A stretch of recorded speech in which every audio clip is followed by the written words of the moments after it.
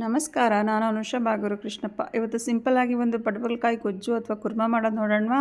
ಮೊದಲಿಗೆ ಪಡವಲಕಾಯ್ದು ಸಿಪ್ಪೆ ತೆಗೆದು ಕಟ್ ಮಾಡಿ ಒಳಗಡೆ ಬೀಜ ಗಟ್ಟಿ ಇದೆಯಾ ಅಂತ ನೋಡಿ. ಗಟ್ಟಿ ಇದ್ರೆ ಹಾಕಬೇಡಿ, ಎಳೆದಿದ್ರೆ ಮಾತ್ರ ಹಾಕಿ. ನಾನು ಬೀನ್ಸ್ ಕಾಳು ತೊಗೊಂಡಿದ್ದೀನಿ, ಪಡವಲಕಾಯಿನೂ ಅದೇ ಸೈಜಿಗೆ ಕಟ್ ಮಾಡಿ ಇಟ್ಕೊಂಡಿದ್ದೀನಿ. ಬೀನ್ಸ್ ಕಾಳನ್ನ ಉಪ್ಪು ನೀರು ಹಾಕಿ ಒಂದು ವಿಷಲ್ ಹೊಡಿಸ್ಕೊಬೇಕು. ಅದು ನೀರು ಹಾಕಬಾರ್ದು, ಯಾಕೆಂದರೆ ಬೀನ್ಸ್ ಕಾಳಲ್ಲಿ ಸ್ವಲ್ಪ ಒಗ್ರೊಗ್ರು ಇರುತ್ತೆ ನೀರಲ್ಲಿ, ಅದಕ್ಕೋಸ್ಕರ. ಇನ್ನೊಂದು ಕಡಾಯಿಗೆ ಸ್ವಲ್ಪ ಎಣ್ಣೆ ಹಾಕಿಬಿಟ್ಟು ಚಕ್ಕೆ, ಲವಂಗ, ಈರುಳ್ಳಿ, ಶುಂಠಿ, ಬೆಳ್ಳುಳ್ಳಿ ಹಾಕಿ ಫ್ರೈ ಮಾಡ್ಕೊಬೇಕು.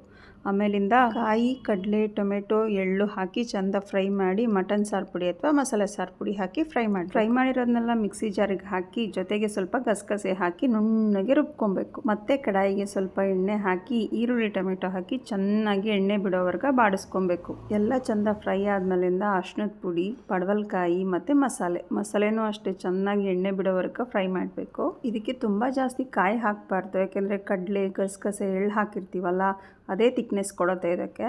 ಹಂಗಂತೂ ಉಪ್ಪು ಹಾಕೋದು ಮರಿಬೇಡಿ. ಉಪ್ಪು, ಬೇಯಿಸಿರೋ ಕಾಳು, ಹಾಗೆ ಸ್ವಲ್ಪ ನೀರು, ಯಾಕೆಂದರೆ ಇದು ಗೊಜ್ಜು ಸಾರಲ್ಲ. ನಿಮಗೆ ಸಾರು ಬೇಕು ಅಂದರೆ ಇನ್ನೊಂದು ಸ್ವಲ್ಪ ನೀರು ಮಾಡಿಕೊಂಡು ಇದ್ರಲ್ಲಿ ಮುದ್ದೆ ಕೂಡ ತಿನ್ನೋದು. ನಾವು ಬೀನ್ಸ್ ಕಾಳಿಗೂ ಉಪ್ಪು ಹಾಕಿರ್ತೀವಿ, ಸೊ ನೋಡ್ಕೊಂಡು ಹಾಕಿ ಉಪ್ಪು ಹಾಕಬೇಕಾದ್ರೆ.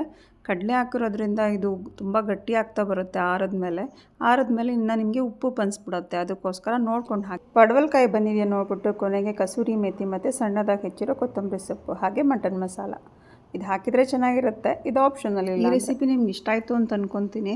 ಇದು ಬಿಸಿ ಬಿಸಿ ದೋಸೆ, ಚಪಾತಿ, ರೊಟ್ಟಿ, ಇಡ್ಲಿ, ಅನ್ನ, ಮುದ್ದೆ ಎಲ್ಲದಕ್ಕೂ ಚೆನ್ನಾಗಿರುತ್ತೆ.